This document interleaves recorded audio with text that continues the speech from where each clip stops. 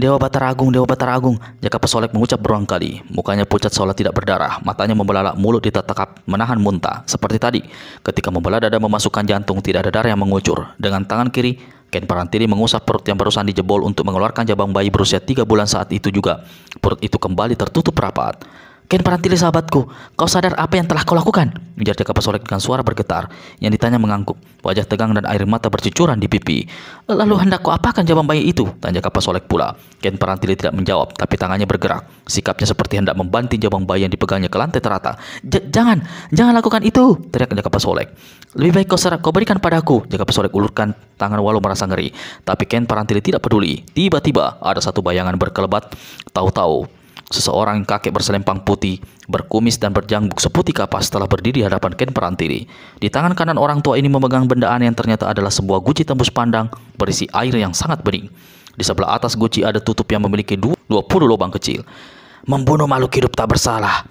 Pada galipnya adalah perbuatan berdosa. Apapun alasannya, membunuh jabang bayi sendiri, dosanya sangat-sangat berlipat ganda. Jika kau tidak menginginkan jabang bayi darah dagingmu sendiri, maka izinkan aku untuk memeliharanya. Klik. Penutup kunci tembus pandang terbuka. Dengan izin para dewa, dengan lindungan kasih sayang maha kuasa, aku mohon masukkan jabang bayi itu ke dalam guci ini. Ken Parantili dan Jaka Pesolek sama-sama terpana. Orang tua, kau siapa? Ken Parantili bertanya sambil mata menatap tak berkedip.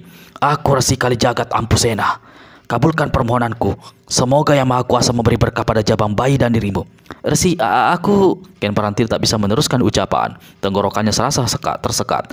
Perlahan-lahan tangan kanan yang memegang jabang bayi diangkat, dilekatkan ke atas guci tembus pandang. Ketika genggamannya dilepas, jabang bayi itu merah langsung masuk ke dalam guci. Air bening dalam guci naik ke atas dan klik, penutup guci menutup dengan sendirinya. Terima kasih, kau telah melakukan hal terpuji. Walau kau tidak menyukai jabang bayi ini, namun apa yang telah kau lakukan menyatakan bahwa saat ini terhadap jabang bayi ini, kau sebenarnya memiliki jiwa asih terhadap jabang bayi ini. Kau ingin dia tetap hidup terus walau tidak di dalam rahimmu. Ken Parantili tekap wajahnya lalu menangis terisak-isak. Resi Kalijagat Ampusena yang di bagian pertama cerita ini telah bertapa di candi kecil di Bantara Kaligondang berpaling pada Jaka Pesolek.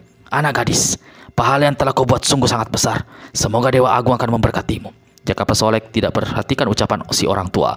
Matanya menatap ke tangan kanan yang memegang guci tembus pandang. Resi Kalijagat, kau mau bawa kemana jabang bayi itu? Mau kau apakan? Bertanya Jaka Pesolek. Aku bersyukur telah menyelamatkan jabang bayi ini. Selanjutnya menjadi kewajibanku untuk menjaga, memeliharanya sampai dia menjadi bayi seusia 9 bulan 10 hari. Guci itu tidak sama dengan rahim ibunya, di mana jabang bayi mendapat makanan. Bagaimana dia bisa hidup? Resi Kalijagat tersenyum. Tangan kirinya diletakkan di atas bahu Jaka Pesolek. Kalau yang maha kuasa berbuat segala sesuatu, apakah masih ada insan yang meragukan? Kasih sayang adalah sesuatu yang luar biasa. Ibu dari jabang bayi ini telah memperlihatkan hal itu. Dia dengan segala ikhlas memasukkan jabang bayi darah dagingnya sendiri ke dalam guci ini. Mendengar ucapan sang resi, tangis Ken Parantili semakin keras. Jaka Pesolek mengambil kain hitam bekas pembungkus jantung Ken Parantili. Kain itu diserahkan pada Resi Kalijagat. Aku mohon bungkus guci itu dengan kain hitam ini. Aku tidak tega. Resi Kalijagat lakukan apa yang dikatakan Jaka Pesolek. Ketika tangis Ken Parantili meredah dan dia menurunkan kedua tangan menutup wajahnya, Resi Kalijagat Ampusena tidak ada lagi di tempat itu. Jaka, kau melihat resi itu pergi ke jurusan mana? Ken Parantili bertanya-tanya pada Jaka Pesolek. Yang ditanya menggeleng. Dia lenyap begitu saja, seolah menjadi satu dengan angin. Kurasa aku harus mengejar resi itu. Mengapa kau ingin mengejar? Tanya Jaka Pesolek. Tapi Ken Parantili tidak menyahut. Tanpa pamit lagi selir penguasa tap langit itu berkelebat pergi. Aneh, tadi dia tidak mau ada jabang bayi dalam rahimnya. Sekarang setelah orang tua itu pergi, membawa pergi jabang bayi dalam guci, selir itu ingin mengejar. Mau mengambil kembali jabang bayinya. Apakah dia menyesal telah mengeluarkan jabang bayi itu dari rahimnya? Mau dimasukkan kembali? Matahari pagi mulai memupus kesejukan di puncak gunung yang ditumbuhi pepohonan jati rata-rata berusia lebih dari 50 tahun. Resi Kalijagat Ampusena berlari laksana terbang. Sepasang kasut putih pemberian makhluk gaib yang dipanggilnya dengan sebutan roh putih memang luar biasa. Tanpa kasut itu, tak mungkin baginya bergerak laksana kilat dan mampu menemui Ken Parantili dalam waktu demikian cepat. Pagi itu, dia merasa cukup lega karena sebagian tugas yang ada di pundaknya telah dapat dilaksanakan. Dari semua itu, tugas paling utama adalah mendapatkan jabang bayi yang kini berada dalam guci tembus pandang. Guci yang dibungkus dengan kain hitam dikempit dengan tangan kanan seolah mendukung seseorang bayi beneran. Selanjutnya, sesuai pesan Roh Putih yang pada waktu itu mendapat guci yang terbuat dari 100 mutiara putih, dia membawa guci itu ke satu tempat yang aman, disimpan ke tempat itu selama 6 bulan. Resi Kalijagat berhenti di depan sebatang pohon jati yang 2 buah cabang yang bersilang. Inilah tanda aneh yang menjadi petunjuk bahwa dia tidak datang ke tempat yang salah, karena di bukit itu ada ratusan pohon jati dan bentuknya hampir mirip satu sama lain. Setelah merenung sesaat di depan pohon, Resi Kalijagat membuat gerakan seperti orang mengetuk pintu pada batang pohon. Setelah mengetuk 3 kali, mulutnya berucap, "Orang sakti penghuni pohon jati peliharaan para dewa, aku mohon pintu masuk ke dalam rumah ketentraman dan keselamatan dibuka." Resi Kalijagat Ampusena menunggu. Ketika tidak ada jawaban, maka dia mengetuk batang pohon jati dan kembali berkata, "Orang sakti penghuni pohon jati peliharaan para dewa, aku mohon pintu masuk ke dalam rumah ketentraman dan keselamatan dibuka." Tiba-tiba, batang pohon jati bergetar. Di sebelah atas daun pohon bergoyang-goyang berkemisik dan 2 cabang yang bersilang saling bergesekan mengeluarkan suara aneh. Begitu getaran dan gesekan berhenti, terdengar suara perempuan bertanya. Suara itu begitu merdu dan keluar dari dalam tanah di bawah pohon jati. "Tamu yang datang ketika sang surya baru saja naik dan puncak bukit jati diberkati kehangatan yang menyegarkan. Katakan siapa dirimu, apakah kau bernama, dan apakah kau mempunyai gelar?" Resi Kalijagat sesaat terdiam, dari wajahnya menyimpulkan senyum. "Orang sakti penghuni pohon jati peliharaan para dewa, aku Kalijagat Ampusena. Aku tidak bergerak, dan aku adalah seorang resi." Dari dalam tanah terdengar suara seperti orang menarik nafas karena tercekat. "Kalijagat Ampusena, setengah abad kita tidak pernah bertemu. Tiba-tiba kau muncul. Gerangan apa yang membawamu ke sini? Apakah sepasang kasut putih itu yang telah menuntunmu kemari?" Resi Kalijagat Ampusena usap guci putih yang dibungkus kain hitam yang dibawanya. Dia memandang ke bawah memperhatikan kedua kakinya. Dalam hati dia berkata, "Berada jauh di dalam tanah, tapi dia tahu kalau aku mengenakan sepasang kasut putih. Pertanda ilmu kesaktiannya sudah jauh lebih tinggi dari masa lalu." Setelah mengusap wajahnya, sang resi berkata dan memberitahu, "Aku datang membawa sesuatu yang sangat berharga untuk dititipkan." Orang perempuan dalam tamu berkungam, "Apakah kau membawa satu peti emas atau satu peti berlian untuk dititipkan? Ketahuilah, rumah ketentraman dan keselamatan tidak menerima benda-benda seperti itu." "Aku tahu, justru aku tidak membawa emas, berlian, atau batu permata berharga. Aku datang membawa satu makhluk bernyawa yang berada dalam kesengsaraan, yang perlu diselamatkan dan ingin aku titipkan selama 6 bulan. "Makhluk bernyawa yang kau maksud? Apakah dia semacam roh, makhluk kejadian, manusia, atau hewan?" Perempuan di dalam tanah berada bawah pohon bertanya. "Yang aku bawa adalah satu jabang bayi laki-laki. Mohon diberitahu, apakah penghuni pohon peliharaan para dewa mau menerima titipan?" Baru saja Kalijagat Ampusena memberitahu benda apa yang dibawanya. Tiba-tiba dalam rimba belantara pohon jati begitu dahsyat menggelegar. Gonggongan anjing begitu dahsyat hingga tanah bergetar. Pohon jati bergoyang-goyang. Walau sangat terkejut, namun Resi Kalijagat berusaha tenang. Guci di tangan kiri dikempit erat-erat. Tiba-tiba 5 sosok merah melayang turun di atas pohon. Di lain kejap, 5 ekor anjing besar berbulu merah sudah mengelilingi Resi Kalijagat. Binatang ini memiliki kepala bundar, tak seperti anjing yang biasanya berkepala dan memboncong panjang. Selain itu, dari selam mulut kiri kanan mencuat taring besar panjang dan lancip berwarna merah menyala. 4 ekor anjing merah tiba-tiba membuat lompatan menyerang kaki, tubuh, serta kepala sang resi. Sementara anjing merah kelima melesat ke arah tangan kiri sang resi yang mengimpit bungkusan kain hitam guci putih tembus pandang di mana tersimpan jabang bayi laki-laki Ken Parantili. Melihat hal ini, Resi Kalijagat Ampusena segera maklum. Kemunculan anjing merah aneh adalah semata-mata hendak merampas atau memburu jabang bayi yang di bawahnya. Dengan cepat Kalijagat melompat ke udara. Tanpa melihat gerakan, tiba-tiba kaki kanan yang memasang kasut putih melesat ke depan. Salah seekor anjing yang menyerang bagian tubuhnya mencelat mental, mengeluarkan suara meraung keras lalu terkapar di tanah. Perut jebol pecah, namun tidak ada isi perut atau darah menyembur keluar. Sang resi tidak memperlihatkan lagi apa yang kemudian terjadi dengan binatang itu. Dia terus melesat ke atas dan mematahkan satu cabang kecil pohon jati. Cabang pohon kemudian diputar di atas kepala, dipergunakan sebagai senjata untuk bertahan. Kembali ada anjing merah menjadi korban, yaitu yang menyerang ke arah kepalanya. Binatang ini menggelepar di tanah dengan kepala pecah. Meski berhasil menghabisi 2 anjing merah, 3 anjing lainnya masih merupakan ancaman besar. Salah seekor dari 3 binatang itu berhasil menendang jatuh cabang pohon di tangan kanan sang resi lalu mencakar ganas hingga selempang putih sang resi robek besar di bagian dada. Untung cakaran tidak sampai mengenai tubuh si orang tua. Sebaliknya, anjing yang menyerang harus menerima tendangan di bagian kepala dan dalam keadaan kepala remuk, binatang ini terbanting ke tanah tak bernafas lagi. Anjing keempat menyelak ganas. Mata mendelik, 2 kaki depan menyambar dan dari sepasang mata menyembur keluar cahaya merah. Ketika serangan anjing kelima melesat ke arah kempitan tangan kirinya, Kain hitam pembungkus kain putih berisi jabang bayi robek besar. Sambil meraung dahsyat, anjing kelima membuat gerakan dengan dua kaki ke depan. Seolah memiliki tangan seperti manusia, dia melesat menyambar guci putih dan berhasil. Resi Kali Jagat berseru kaget. Dia cepat mengejar namun terhalang oleh serangan anjing keempat yang telah melesatkan dua larik sinar merah dan sepasang matanya.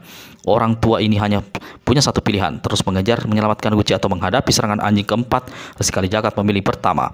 Dengan nekat, dia melesat ke arah anjing yang membawa lari guci dalam bungkusan kain hitam. Anehnya, binatang ini kini berlari seperti manusia. Dua kaki di belakang menjejak tanah, dua kaki sebelah atas memegang guci. Binatang pencuri, kembalikan guci, atau terpaksa aku membunuhmu seperti aku telah membunuh 3 temanmu. Teriakan mengancam Resi Kali Jagat tidak dipedulikan oleh anjing merah yang telah menggondol guci putih berisi jabang bayi. Resi Kali Jagat juga tidak pedulikan lagi serangan dua larik sinar merah. Sambil kebutkan ke belakang ujung pakaian yang berupa selempang kain putih, dia terus mengejar. Di ujung kain putih melesat keluarga cahaya kebiruan, menghadang datangnya serangan dua larik sinar merah yang hanya tinggal beberapa jengkal dari kepala dan tubuh Resi Kali Jagat. Blar! Dua larik cahaya merah bentrokan di udara dengan cahaya biru, mengeluarkan suara letusan beras. Resi Kali Jagat terhuyung keras ke depan, nyaris tersungkur jatuh kalau tidak cepat mengimbangi diri dan terus melakukan pengejaran. Ternyata cahaya biru ilmu kesaktian yang keluar dari seujung selempang putih kain Resi Kali Jagat tidak mampu membendung dua hantaman sinar merah. Begitu cahaya biru musnah bertabur menjadi asap, dua larik merah masih terus menerobos dan menghantam ke arah sang resi. Hanya sesaat lagi tubuh Resi Kali Jagat Ampusena akan leleh dihantam dua sinar merah. Tiba-tiba di udara di atas bukit berubah gelap, lalu terdengar suara plak-plak. 9 pohon jati besar beroboh bergemuruh. Anjing merah keempat yang tadi menyerang Resi Kali Jagat dengan dua larik merah meraung keras. Satu benda besar lebar berwarna coklat kehitaman menghantam tubuhnya laksana tembok raksasa jatuh menimpa. Plak. Sosok besar anjing merah yang menyerang Resi Kali Jagat amblas lenyap ke dalam tanah. Sang resi hanya sekilas melihat apa yang terjadi di belakangnya. Plak plak. Makhluk raksasa bersayap lebar melesat ke udara dan lenyap di langit luas. Resi Kali Jagat terus mengejar anjing merah yang memboyong guci putih. Namun binatang itu berlari cepat sekali, laksana setan berkelebat. Kesaktian kasut putih ternyata tidak bisa menandingi kehebatan lari si makhluk aneh.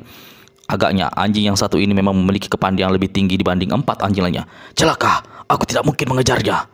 Resi Kali Jagat merasa dadanya berdenyut sakit dan nafasnya sesak. Ini adalah akibat bentrokan tenaga sakti dan tenaga dalam dengan dua cahaya merah. Sang resi tersungkur di tanah namun masih sempat memanjatkan doa. Dewa Agung, saya mohon pertolongan. Selamatkan jabang bayi dalam guci itu. Doa sang resi ternyata didengar oleh Yang Maha Kuasa. Di dalam tanah sekonyong-konyong mencuat keluar dua tangan berbentuk tulang belulang, berwarna sangat merah laksana bara menyala dan menebar hawa luar biasa panas. Dua tangan dengan cepat mencekal sepasang kaki anjing yang tengah berlari cepat. Tss, tss. Anjing merah meraung keras, dua kakinya nyaris leleh dan mengepulkan asap, membuatnya tidak mampu lagi meneruskan lari. Akibatnya, sentakan yang keras dan tiba-tiba guci putih yang berisi jabang bayi yang terbungkus kain hitam robek terlepas dari pegangan dua kaki depan yang menyerupai tangan. Anjing merah sendiri kemudian jatuh bergelimpang di tanah, hanya mampu menggonggong dan menggeliat-geliat. Melihat apa yang terjadi, Resi Kali Jagat yang masih tertelungkup di tanah keluarkan seluruh kekuatan lalu melesat, coba menangkap guci putih agar tidak terhempas jatuh ke dalam tanah. Kalau guci sampai pecah, jabang bayi yang ada di dalamnya tak akan tertolong. Namun karena jarak antara dirinya dan guci yang jatuh cukup jauh, walau berhasil melesat, namun sang resi tidak mampu menangkap guci putih berselubung robekan kain hitam. Hanya sekejapan lagi guci akan jatuh dan hancur berkeping-keping di tanah. Tiba-tiba makhluk yang memiliki dua tangan menyala melesat keluar dari dalam tanah. Ternyata wujudnya adalah berupa jerangkong putih. Sambil melesat keluar dari dalam tanah, makhluk ini yang dua tangannya tidak lagi berwarna merah membara, dengan cepat menangkap guci putih. Resi Kali Jagat jatuhkan diri berlutut di depan jerangkong. Meski makhluk tulang belulang putih itu telah menyelamatkan guci putih berisi jabang bayi, namun si orang tua tetap saja menaruh khawatir. Bukan mustahil, makhluk jerangkong ini bukan menolong tapi sebenarnya ingin merampas guci putih. Kisah anak berwujud jerangkong putih. Apakah kau putih yang selama ini menjadi pelindung dan petunjuk memberi petunjuk pada diriku? Makhluk jerangkong menatap sang resi dengan matanya yang bolong lalu gelengkan kepala. Bukan aku makhluk roh putih yang kau maksudkan. Astaga, ternyata makhluk jerangkong ini bisa bicara seperti manusia. Kisana, saya berterima kasih kau telah menyelamatkan benda dalam bungkusan kain hitam hingga tidak jatuh ke tanah. Jerangkong putih rundukkan kepala, mata yang hanya merupakan rongga bolong kembali menatap ke arah Resi Kali Jagat. Benda yang di dalam bungkusan putih ini, benda apa gerangan adanya? Satu benda titipannya nilainya sama dengan nyawa saya, jawab Resi Kali Jagat. Luar biasa. Apakah kau mengatakan benda apa itu adanya? Apakah kau mau mengatakan benda apa itu adanya? Saya percaya padamu. Silahkan menjebak kain hitam dan melihat sendiri apa isinya. Jawab Resi Kalijagat pula lalu bangkit berdiri. Jari-jari tangan yang hanya berupa tulang belulang putih bergerak membuka bungkusan kain putih. Begitu putih tersembul dan makhluk jerangkong dapat melihat isinya. Untuk beberapa lama makhluk jerangkong ini tidak berdiri, tidak bergerak. Lalu terdengar mulutnya berucap, "Yang Maha Kuasa mampu membuat segala-galanya. Namun hari ini aku pertama kali melihat janin disimpan dalam guci. Bagaimana ceritanya? Maafkan saya Kisana, saya tidak bisa menceritakan asal-usul jabang bayi itu." "Tidak mengapa. Kalau boleh tahu, siapakah sahabat ini?" "Saya Resi Kalijagat Ampusena." Kepala berupa tengkorak yang manggut-manggut beberapa kali. Bungkusan kain hitam ditutup kembali, tangan diulur. "Resi Kalijagat, silahkan kau ambil guci ini. Berikut benda yang ada di dalamnya." Dengan cepat, Resi Kalijagat Ampusena mengambil guci yang diserahkan sambil menunduk dan dia berkata, "Sekali lagi saya mengucapkan terima kasih. Dengan segala kerendahan hati, saya ingin bertanya, siapa Kisana ini sebenarnya?" "Namaku Lord Pengging Jumena. Banyak orang memanggilku dengan sebutan Mbah Buyut." Resi Kalijagat tersentak kaget. Dia tundukkan kepala berulang kali. "Tidak menduga hari ini saya bertemu dengan seorang tokoh. Selama ini hanya saya dengar nama dan kehebatannya. Tapi harap Kisana jangan tersinggung. Lord Pengging Jumena yang saya ketahui berwujud manusia biasa, seorang kakek sakti yang memang sudah sepuh. Lalu mengapa kini saya melihat Kisana berwujud seperti ini? Sekali lagi, maaf kalau saya menyinggung perasaan Kisana." Mengenai riwayat Mbah Sepuh atau Lord Pengging Jumena dapat dibaca dalam serial Wiro Sableng sebelumnya berjudul Selir Pamungkas. Makhluk jerangkong keluarkan suara tertawa. "Perjalanan dan hidup manusia semua ditentukan oleh Yang Maha Kuasa. Para dewa telah menetapkan diriku berwujud seperti ini. Aku menerima dengan segala keikhlasan. Bukankah kita semua ini miliknya?" Resi Kalijagat anggukkan kepala. "Resi, aku merasa senang bisa bertemu denganmu. Aku harus segera kembali ke alamku. Berhati-hatilah, tempat yang jadi tujuanmu jauh dari aman dan tenteram. Lihatlah berkeliling. Perhatikan 5 ekor anjing merah yang berkaparan di tanah. Wujud mereka telah berubah." Resi Kalijagat berpaling ke arah 4 anjing merah yang telah menemui ajal dan bertebaran di sebelah sana. Astaga, tengkuk orang tua berusia hampir 100 tahun ini merinding. Guci putih cepat dikempit erat-erat. 4 anjing merah yang telah menemui ajal itu kini telah kembali berwujud seperti manusia. Yang 2 tewas dengan kepala pecah, yang ketiga tewas dengan perut jebol. Anjing keempat tidak tahu bagaimana wujudnya karena amblas masuk ke dalam tanah. Resi Kalijagat ingat apa yang telah terjadi. Dia tadi melihat sekilas satu makhluk berupa kelelawar raksasa. Makhluk itulah yang menghantam salah satu dari 5 anjing merah yang menyerang hingga melesak masuk ke dalam tanah. Makhluk luar biasa, besar dan mengerikan itu. Mengapa dia menolong diriku? Resi Kalijagat bertanya-tanya dalam hati. Tiba-tiba dia mendengar suara orang mengerang. Dia cepat berpaling. Di samping kiri terbujur makhluk yang sebelumnya adalah anjing kelima. Kini wujudnya telah berubah menjadi manusia. 2 kaki hancur akibat cekalan sepasang tangan merah panas makhluk jerangkong mengaku bernama Lord Pengging Jumena. Resi Kalijagat segera mendatangi orang ini. Ternyata dia adalah seorang pemuda berusia sekitar 20 tahun. "Anak muda, apa yang telah terjadi denganmu? Ketika masih dalam wujud seekor anjing merah, kau dan 4 kawanmu menyerangku. Siapa dirimu sebenarnya? Apakah aku pernah berbuat kesalahan hingga kau dan kawanmu ingin membunuhku?" Orang yang ditanya memutar mata memandang ke arah Resi. Mulut masih mengeluarkan suara mengerang dan dia tidak menjawab pertanyaan orang. "Aku tahu kau bukan cuma ingin membunuhku, tapi ingin merampas guci putih ini. Aku yakin semua itu bukan maumu sendiri. Katakan, siapa yang menyuruhmu?" Sepasang mata pemuda yang 2 kakinya hancur itu melirik kian kemari. "Tidak ada orang lain di sini. Mengapa kau seperti ketakutan hendak bicara?" ucap Resi Kalijagat kepada si pemuda. Buka mulutnya sedikit tapi tidak ada suara yang keluar. "Bicara saja, tidak perlu takut." Resi Kalijagat lalu tempelkan tangan kanannya di dada si pemuda. Alirkan hawa sakti dan tenaga dalam untuk memberi kekuatan. "Nah, sekarang bicaralah. Kau pasti bisa bicara." Jenazah simpanan." Si pemuda akhirnya keluarkan ucapan. "Jenazah simpanan? Makhluk apa itu? Di mana beradanya?" Mulut si pemuda terbuka kembali, tapi kali ini bukan untuk bicara melainkan yang terlihat adalah lidah yang terjulur serta mata yang mencelat. Resi Kalijagat tercekut. "Ada apa?" Tiba-tiba ada sambaran angin dan krek. Leher si pemuda putus seperti ditebas benda tajam. Darah menyembur, kepala menggelinding. Resi Kalijagat berseru kaget dan melompat mundur. Sebagian pakaiannya masih sempat terkena cipratan darah. Tiba-tiba sambaran angin tadi menyapu ke arah sang resi. Dengan cepat Resi Kalijagat mundur 2 langkah sambil tangan kanan melepas 1 pukulan sakti ke arah mana datangnya sambaran angin. Selarik sinar biru menerpa keluar dari tangan sang Resi Kalijagat. Prak! Terdengar suara seolah ada batu besar jatuh dan tembok tebal yang rubuh. Lalu menyusul suara ringkikan kuda dan bruk. Sosok tubuh berpakaian hitam jatuh bergedebuk di tanah. Ujubnya adalah seorang manusia berkepala kuda. Di tangan kanannya tergenggam sebilah golok besar bernoda darah. Pasti makhluk ini yang tadi yang membabat putus leher pemuda itu. Dewa Agung, malapetaka apa yang sebenarnya akan ada di tempat ini? Saya mohon perlindungan. Tugas saya harus saya laksanakan masih belum rampung. Baru saja sang resi berucap seperti itu, mendadak terdengar 6 kali suara letupan disertai kepulan asap. 5 sosok pemuda yang tadinya berwujud anjing merah disusul sosok manusia berkepala kuda berubah menjadi kepulan asap merah, lalu lenyap dari pandangan mata. Anehnya, noda darah yang mengotori pakaian Resi Kalijagat ikut hilang tak berbekas. Setelah agak terdiam beberapa lama di hutan jati yang kini sunyi senyap, Resi Kalijagat memeriksa Jabambai yang ada dalam guci putih yang tembus pandang. Dia merasa lega ketika melihat Jabambai itu tidak kurang satu apa. Orang itu ini kembali mendatangi pohon jati yang 2 cabangnya saling bersilangan. Ketika Kalilawa raksasa mengepakkan sayap untuk menghabisi anjing merah, 9 pohon jati bertumbangan. Adalah aneh, pohon jati satu ini berada di tengah hantaman sayap namun tidak ikut roboh. Hanya dedaunannya saja yang rontok, itu pun tak banyak. Seperti yang dilakukan sebelumnya, Resi Kalijagat ulurkan tangan kanan mengetuk batang pohon 3 kali. Orang sakti penghuni pohon jati pilihan para dewa, aku Resi Kalijagat Ampusena kembali memohon untuk dibukakan pintu masuk ke dalam rumah ketentraman dan keselamatan. Sunyi sesaat, lalu terdengar suara sahutan dari dalam tanah. Hehe, Resi Kalijagat, aku mendengar permintaanmu. Lapangkan hati dalam menghadapi segala cobaan. Pintu terbuka lebar bagimu. Silahkan masuk. Begitu suara di dalam tanah selesai berucap, tiba-tiba terdengar suara angin berdesir. Batang pohon jati di hadapan si orang tua bergetar. Cabang dan ranting serta daun-daun bergerak lurus ke atas, mengarah ke langit. Di lain kejap, terjadilah hal yang sungguh luar biasa. Pohon jati besar berusia lebih dari setengah abad itu melesat ke udara sampai setinggi 3 tombak. Akar menjuntai bergerak-gerak mengeluarkan suara berdesir aneh. Dari lubang besar yang kini menganga di tanah muncul keluar satu bangunan terbuat dari batu hitam berbentuk candi kecil. Resi Kalijagat terpanah, mata menatap tak berkedip. Dia sudah sering mendengar adanya keanehan ini, namun baru kali ini dia melihat sendiri.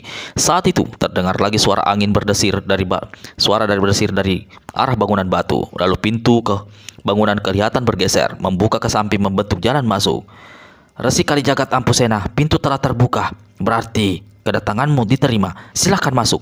Ada suara mempersilahkan. Resi Kalijagat empit erat-erat guci putih di tangan kiri lalu cepat-cepat masuk ke dalam bangunan melalui pintu yang terbuka. Begitu si orang tua berada dalam bangunan, pintu batu menutup dengan sendirinya. Lalu terasa bangunan itu bergerak turun masuk jauh ke dalam tanah.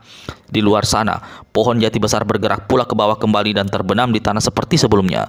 Cabang dan ranting dan dedaunannya mengarah ke langit, perlahan-lahan bergerak ke bawah. Bangunan batu yang di luar tampak kecil saja ternyata sebelah dalamnya cukup luas. Di satu ruang terbuka berderet beberapa patung batu, 3 patung lelaki, 2 berwujud patung perempuan. Pemilik rumah ketentraman, keselamatan. Aku sudah berada dalam bangunan. Aku mengaturkan terima kasih. Kau telah memberi perkenan bagiku untuk masuk. Salam hormat dan sejahtera untukmu. Baru saja Resi Kalijagat berucap, tiba-tiba di lantai mencuat 3 buah benda. Ternyata benda itu adalah 2 buah kursi dan sebuah meja terbuat dari batu hitam berkilat. Ampusena, silahkan duduk. Apakah kau berkenan terlebih dahulu membasahi rangkungan dengan secangkir anggur murni atau secawan tuak harum? Suara yang menyapa adalah suara perempuan yang sama sewaktu sang resi masih berada dalam hutan jati. Terima kasih. Kalau boleh, aku hanya minta secangkir air putih bening. Mendengar jawaban itu, perempuan yang masih belum kelihatan wujudnya keluarkan suara tertawa. Ampusena, agaknya kau tidak pernah berubah dari dulu. Resi Kalijagat tidak menjawab, hanya rundukan kepala dan dada sebagai penghormatan atas ucapan orang. Ketika dia meluruskan kepala dan tubuh kembali di atas meja, tahu-tahu telah terletak sebuah cangkir tanah berisi air bening. Namun dalam kebeningan itu Resi Kalijagat melihat sesekali ada kilauan berwarna merah. Racun. Resi Kalijagat, silakan meminum untuk membasahi rangkungan. Silahkan diminum air putih bening sejuk di atas meja. Suara perempuan tanpa wujud kembali terdengar. Resi Kalijagat yang telah melihat adanya kelainan dalam cara putih bening menjawab dengan suara lembut penuh hormat. Penghuni rumah ketentraman dan keselamatan, mohon maaf. Aku lupa kalau hari ini aku tengah berpuasa. Begitu. Makin tua umur dunia membuatmu kini semakin jadi perupa. Itu lebih baik dibandingkan orang pikun. Didahului suara tawa. Tiba-tiba salah satu dari 2 patung perempuan dalam ruangan pancarkan cahaya kuning. Cahaya ini melesat ke arah kursi batu. Sesaat kemudian, di atas kursi batu di belakang meja di hadapan Resi Kalijagat terlihat sosok seorang nenek-nenek. Nenek ini berwajah keruncing mengenakan jubah kuning, berambut kuning, dan di atas kepala menancap 3 tusuk konde terbuat dari batu berwarna merah pekat. Wajahnya tampak aneh kalau tidak mau dikatakan angker. Nenek ini hanya punya satu alis, memanjang dari pelipis kanan kiri sampai ke pelipis kanan. Di bawah alis panjang itu terletak 2 buah mata. Mata yang sebelah kiri lebih besar dari mata yang sebelah kanan. Hidung bengkok menyerupai paruh burung, dicanteli anting-anting terbuat dari emas. Mulut berbentuk segitiga. Si nenek tidak duduk di tepi kursi tapi berdiri, dan tubuhnya ternyata pendek sekali alias katai. Resi Kalijagat cepat berdiri lalu membungkuk. "Penghuni rumah keselamatan dan ketentraman, salam hormatku untukmu." Si nenek katai tertawa panjang lebar berkata, "Walau pertemuan kita terakhir sekali 50 tahun silam, namun kita sudah saling kenal. Terus terang, aku merasa lucu dengan segala basa-basi ini. Ampusena, apa kau baik-baik saja selama ini?" Resi Kalijagat Ampusena membungkuk. "Penghuni rumah keselamatan dan ketentraman, terima kasih, aku berada dalam keadaan baik-baik saja. Kau sendiri bagaimana?" Mulut segitiga si nenek tersenyum. "Tidak perlu sungkan. Seperti di masa lalu, kau boleh memanggilku dengan nama asliku, Ning Rakanini. Beberapa bulan silam, aku menyambangi makam adikku Ning Prameswari di Bukit Manoreh. Ternyata keadaan makam masih bersih dan terpelihara. Bunga-bunga tumbuh segar dan mekar di sekeliling makam. Apakah kau yang selama ini merawat makam itu?" "Benar, benar Ning Rakanini. Hanya itu yang bisa aku lakukan untuk tetap menghormati kecintaanku padanya," jawab Resi Kalijagat. Si nenek bernama Ning Rakanini terdiam sesaat.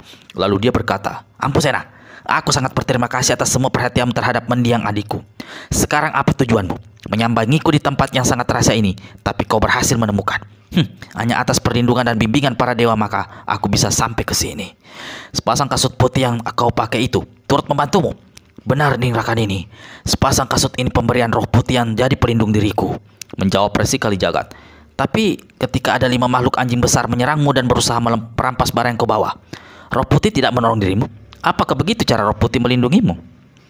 Resi Kalijagat Ampusena terdiam. Rupanya si nenek mengetahui apa yang terjadi di hutan jati sana. "Ning Rakanini, terima kasih kau telah memperhatikan diriku. Mengenai pelotorongan roh putih, tidak selamanya sang penolong selalu turun tangan sendiri. Melalui uluran tangan yang maha kuasa pun bisa saja yang muncul menolong bukan si penolong langsung. Itu yang terjadi dengan diriku. Ada makhluk berwujud jerangkong putih muncul menolong diriku daripada kejadian serangan 5 ekor anjing merah. Semua itu pasti terjadi atas kehendak yang maha kuasa." Si nenek berdiri di kursi batu angguk-anggukan kepala. Dia menatap ke arah bungkusan hitam yang masih dikempit sang resi dan memberi isyarat agar Resi Kalijagat Ampusena letakkan bungkus kain hitam di atas meja batu. "Ning Rakanini, maksud tujuanku ke sini adalah untuk menitipkan benda yang ada dalam bungkusan ini. Aku ingin melihat benda itu. Harap kau segera saja membuka bungkusan hitam," kata si nenek pula.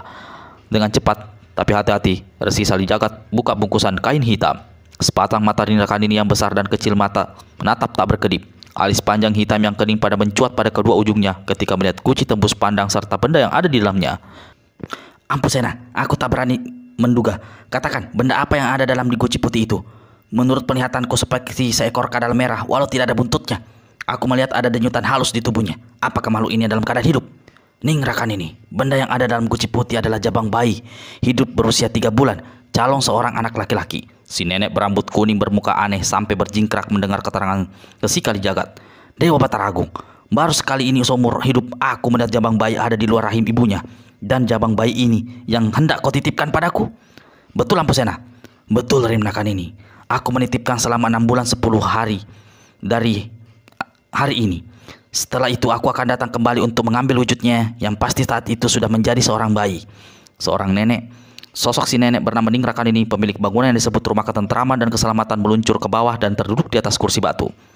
"Ini pertama aku ketitipan barang berupa jabang bayi. Sulit dipercaya tapi nyata. Dan yang membawanya adalah seorang yang pernah aku harapkan menjadi pendamping hidupku. Bagaimana mungkin aku bisa menolak?" Resi Kalijagat Ampusena mengusap wajah. Walau wajah itu tidak menunjukkan perubahan, namun diam-diam si orang tua merasa dadanya berdebar mendengar ucapan si nenek katai. "Ampusena, apakah kau mau memberitahu bagaimana cerita riwayat jabang bayi itu? Bagaimana kau sampai ketitipan tugas dan membawanya ke tempat ini?" "Beberapa waktu lalu aku bertapa di sebuah candi kecil di bantaran Kali Gondang. Hasil tapaku adalah berupa petunjuk dari roh putih." Lalu Resi Kalijagat menuturkan apa yang dilakukannya sampai kedatangan roh putih yang memerintahkan untuk mencari sebuah mangkok perak berisi 100 mutiara putih.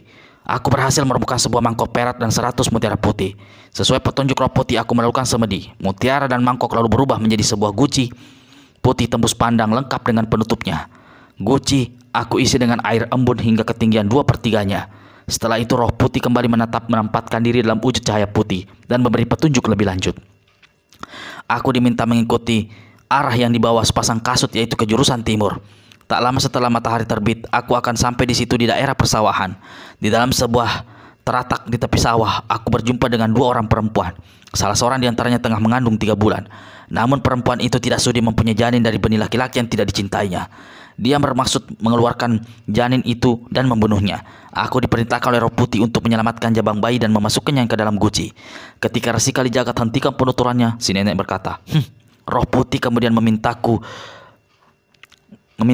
membawa cabang bayi ini dalam guci putih ke tempat kediamanku ini untuk dititipkan. Betul, betul sekali nih rakan ini. Keadaan di luar sana masih belum aman. Walau banjir berair merah serta penyakit aneh menimpa rakyat tak lenyap, namun bahaya tidak terduga bisa saja mengancam tiba-tiba. Konon, makhluk penimbul malapetaka itu makhluk alam roh bernama Sinuhun Merah Penghisap Arwah, dibantu oleh saudara nyawa kembarnya dan bocah sakti bernama Dirga Purana. Aku tak mungkin pergi kemana-mana membawa jabang bayi dalam guci ini. Roh putih menyuruh aku menitipkannya padamu. Sepasang kasut putih membimbing perjalananku sampai di hutan jati, dan aku menemukan pohon jati yang memiliki 2 cabang bersilang. Ampusena, ceritamu sungguh luar biasa. Apa kau menyaksikan dengan mata kepalamu ketika ibu jabang bayi itu hendak membunuh dan dagingnya sendiri? Berkata Ningrakan ini. Aku melihat ketika dia mengorek keluar janin tak berdosa itu dari dalam perutnya. Jawab Resi Kalijagat. Keji sekali. Tak terpikir olehku ada ibu yang akan berbuat sejahat itu terhadap darah dagingnya sendiri. Atau mungkin dia punya alasan untuk melakukan itu. Turut ceritaku dengar, jabang bayi yang dikandung sang ibu adalah hasil hubungannya dengan seorang penguasa negeri yang terletak di alam gaib di puncak gunung. Mungkin Gunung Semeru.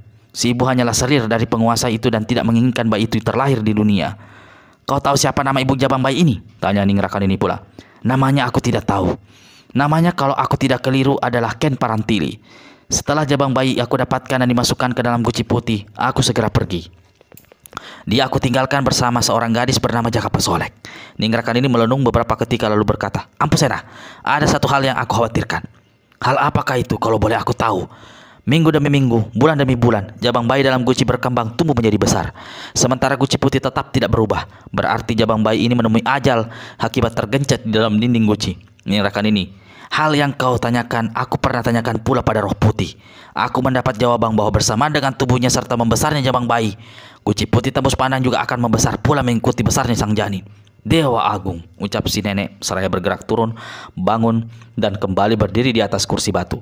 Satu lagi pertanyaanku, selama di dalam guci jabang bayi tidak mendapat makanan apa-apa. Lain halnya jika berada dalam rahim ibunya, dia akan mendapat makanan dari tubuh sang ibu. Tanpa makan, apa jabang bayi ini bisa bertahan hidup sampai 6 bulan 10 hari di muka? Menurut roh putih, cairan embun yang ada dalam guci merupakan air dan makanan yang dapat menghidupkan jabang bayi karena guci putih adalah rahim kedua tempat kehidupan sang janin. Luar biasa, jawab si nenek berulang kali. Resi Kalijagat menutup guci putih kembali dengan kain hitam. Aneh, tiba-tiba saja aku menjadi haus, kata Ningrakan ini. Ampusena, jika kau memang sedang berpuasa dan tidak mau minum air bening sejuk dalam cangkir, biar aku saja menunggunya. Ningrakan ini, apa kau lupa kalau hari ini Sebohoso juga sebenarnya tengah berpuasa? Ucap sang resi membuat si nenek terkejut heran. Seumur hidup aku tidak pernah berpuasa. Apa maksud bicaramu itu, Ampusena?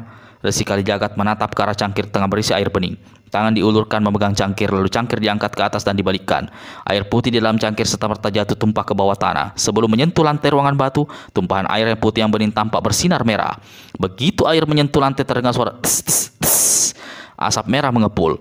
Ketika asap lenyap, lantai batu kelihatan retak, terkuak dan berlubang merah hangus di beberapa bagian. Ningrakan ini, kau bisa membayangkan kalau air dalam cangkir masuk ke dalam perutmu? Batu lantai saja bisa retak dan berlubang. Berubahlah paras si nenek. Tubuhnya yang katai kembali melompat dan berdiri di kursi batu. Ampusena, kau tidak menyindir atau menuduh kalau aku yang meletakkan sesuatu dalam minuman itu untuk meracuni atau membunuhmu? Sama sekali tidak. Aku hanya secara kebetulan melihat ada warna merah di dalam air sewaktu cangkir kau letakkan di atas meja. Berarti ada seseorang hendak mencelakai dirimu. Berarti kau sebenarnya juga tidak berpuasa. Benar, aku hanya menolak minum secara halus. Maaf kalau itu membuatmu tersinggung. Kurang ajar. Ada musuh dalam selimut di tempat ini. Ningrakan ini bertepuk 3 kali. Dua dinding ruangan di sebelah kiri dan sebelah kanan bergeser membuka. Di setiap dinding yang terbuka, 6 orang perempuan berpakaian pelayan. Di pinggang masing-masing membekal tombak pendek terbuat dari besi hitam. Mereka semua berwajah bertopeng. Sekali lihat saja, Resi Kalijaga segera maklum kalau muka bertopeng hanyalah topeng tipis menutup wajah belaka. Begitu berada di ruangan, ke-12 gadis pelayan membungkuk dan memberi hormat pada si nenek, melirik ke arah Resi Kalijaga lalu berlutut di lantai. Siapa di antara kalian yang tadi menghidangkan secara gaib air putih dalam cangkir? Lekas berdiri dan melangkah ke hadapanku. Untuk beberapa ketika ruangan batu menjadi sunyi senyap. Kalau si nenek menatap ke arah 12 orang pelayan yang mata mendelik merah, sebaliknya sang resi memandang dengan tenang. Tidak ada yang menjawab. Tidak ada yang mau mengaku balik. Baik, semuanya akan menerima kematian saat ini juga. Menyerahkan ini menjadi marah, mulut segitiganya memaki berulang kali lalu dua tangan dipentang di kiri dan di kanan. Saat itu, dua tangan tampak berubah menjadi hitam dan memancarkan cahaya menggigitkan. 12 gadis pelayan bermuka bertopeng tundukan kepala seolah pasrah menerima hukuman maut. Tiba-tiba, salah seorang di antara gadis bermuka bertopeng berdiri dan berlutut lalu melangkah ke hadapan Ningrakan ini. Di depan si nenek, dia jatuhkan diri berlutut. "Kau, perlihatkan wajahmu," bentak si nenek. Si gadis segera tanggalkan topeng menutupi wajah dan kini terlihat muka aslinya. Ternyata dia adalah seorang gadis berkulit kuning berwajah ayu jelita. Menurut Kembiri, teriak Ningrakan ini dengan menyebut nama si gadis. "Jadi kau orangnya? Katakan, apa yang telah kau lakukan dengan minuman dalam cangkir?" "Mohon ampunan Anjeng Putri Ningrakan ini. Seorang pemuda asing telah menyuruh saya memasukkan sejenis bubuk merah ke dalam minuman dalam cangkir. Saya tidak kuasa menolak karena saya telah bercinta dengan dia." Sang pelayan menyebut si nenek dengan panggilan Anjeng Putri. "Jahanam, kurang ngajar. Siapa pemuda itu? Di mana dia sekarang?" Hardik nenek Ningrakan ini gadis bernama Menur Kembiri angkat kepala, memandang seputar ruangan lalu menunduk ke atas ruangan sudut sebelah kiri. Menunjuk ke atap ruangan sudut sebelah kiri. Walau tidak melihat apa-apa, namun tidak menunggu lebih lama, Ningrakan ini segera hantamkan kedua tangan di sudut atas ruangan yang ditunjuk si pelayan. Blar! Dua larik sinar hitam menderu ke atas ruangan. Prr! Sudut atas ruangan hancur berantakan, memunculkan satu lubang besar.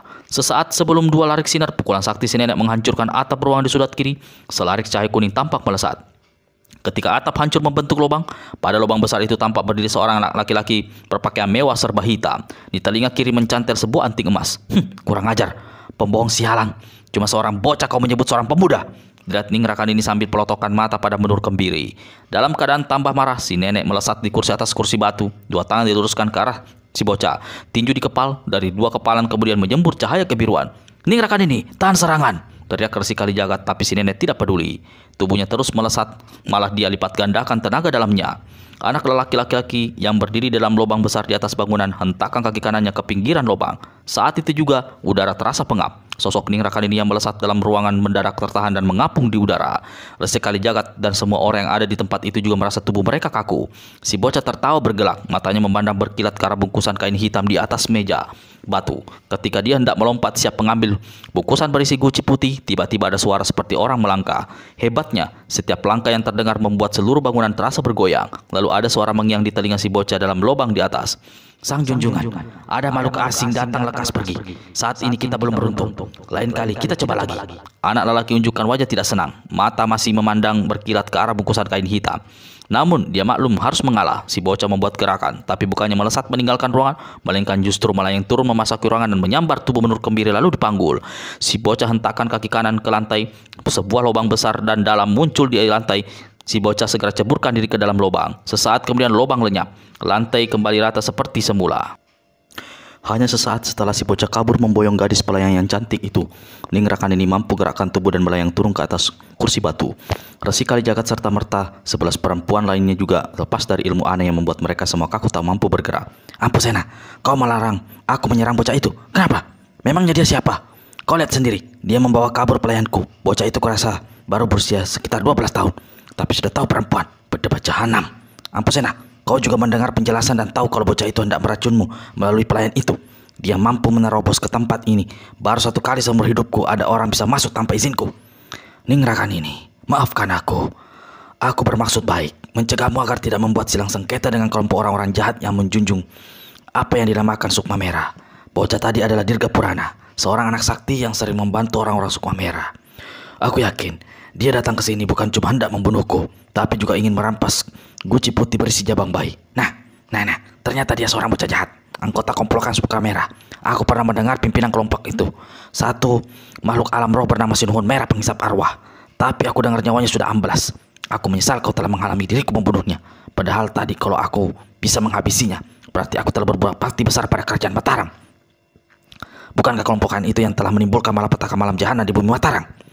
Ningrakan ini, tidak aku cegah pun kau tak bisa membunuhnya. Dia keburu membungkam bumi, mengeluarkan kesaktiannya. Dalam lingkaran 10 tombak, semua makhluk bumi yang ada akan menjadi kaku tak mampu bergerak. Si nenek diam sejurus. Dia berpaling ke kiri dan ke kanan ke arah para pelayan bertopeng baja bopeng. Kalian semua, kembali ke tempat kalian. Si nenek menghardik. 11 pelayan sejak tadi berlutut segera berdiri lalu berlari keluar meninggalkan ruangan lewat pintu dinding. Setelah semua pelayan keluar, dua pintu kembali bergeser menutup. Tinggal berdua di dalam ruangan. Ningrakan ini berkata, Ampusena, aku merasa malu dan sangat terpukul. Ada orang yang menembus masuk ke tempat ini. Aku harus membenahi pengamanan. Kalau tidak, tempat ini tidak bisa lagi dinamakan rumah ketentraman dan keselamatan. Aku mohon kau meninggalkan tempat ini sekarang juga. Aku mengerti kesulitan yang kau hadapi. Namun aku boleh bertanya, apakah ucapanmu tadi berarti kau menolak ketitipan Guci berisi jabang bayi ini? Aku tidak menolak. Tapi dengan adanya kejadian seorang bocah bisa menerobos masuk lalu kabur begitu saja di sini, aku tidak bisa menjamin keselamatan Guci. Tiba-tiba suara langkah aneh membuat bangunan bergoyang muncul kembali. Di lubang di atas atap muncul satu kepala luar biasa besar berkepala botak, kepala raksasa. Di kening ada tanduk memancarkan cahaya merah. Sepasang mata besar menjorok keluar. Bagian perut putihnya hanya memiliki satu titik hitam kecil. Melirik, berputar, lalu terdengar suara orang mengorok. Ketika dua orang ibu menghembuskan napas, baik si nenek maupun sang resi merasa mata mereka menjadi perih. Lalu terdengar si pemilik kepala di lubang berucap, jika ada orang yang mau ketitipan Guci putih berisi jabang bayi itu, berikan padaku. Resi Kalijagat dan Ningrakan ini sama-sama terkejut. Ada lagi yang membuat onar dan menerobos masuk ke tempat kediamanku, kata si nenek. Dua tangan diangkat serta merta menjadi hitam berkilat. Tahan, jangan! Resi Kalijagat cepat berteriak.